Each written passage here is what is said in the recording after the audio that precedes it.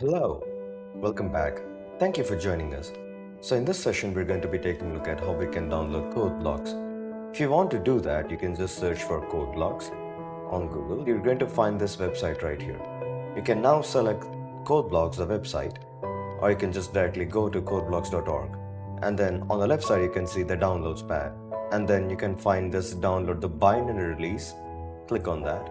Here you can see where it's going to list all the operating systems which are available.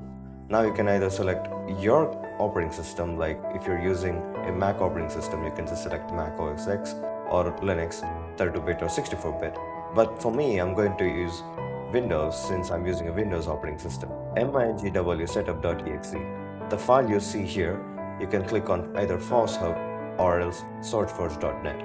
I'm going to select FOSS-hub, and then here it's going to start downloading automatically. Okay, it seems it's done. Now I'm going to select open.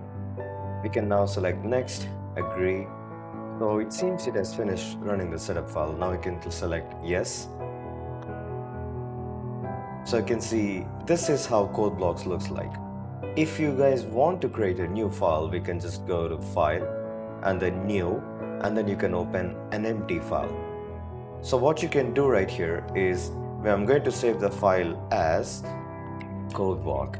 You can save this anywhere, wherever you want, but for my case, I'm going to save this as codeblock.c. I'm going to save this in my desktop. You can just navigate to your own folder, and then you're going to save the file whenever necessary. I'm going to select save, and then now this is it. This is a .c file, and this is where we can start writing code. So I'm going to write hash include stdio.h, and then we're going to say int main.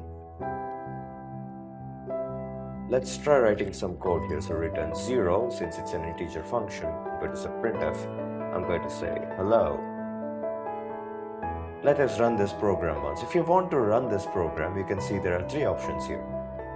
This is called as build, so this will build the program. This is called as the run button. This will run this program. If I usually click these two at once, so build and run, it's going to do both of them.